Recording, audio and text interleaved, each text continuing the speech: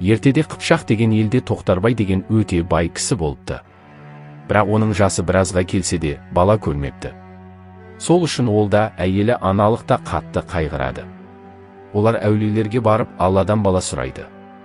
Ақыры тілектері қабыл болып, бір ұл мен бір қыз туады. Ұлдың аты Қобыланды, қыздың аты Қарлығаш. Қобыланды жасынан батыр болып өседі. Бір күні ол досы Истеміспен бірге жүргенде бір үлкен сайыс туралы естиді. Сайыста алтын теңгені садақпен дәлдеп атқан жігітке хан қызы Құртқа беріледі екен. Истеміс Қобыландыны жібергісі келмесе де, батыр қатысуға бел байлайды.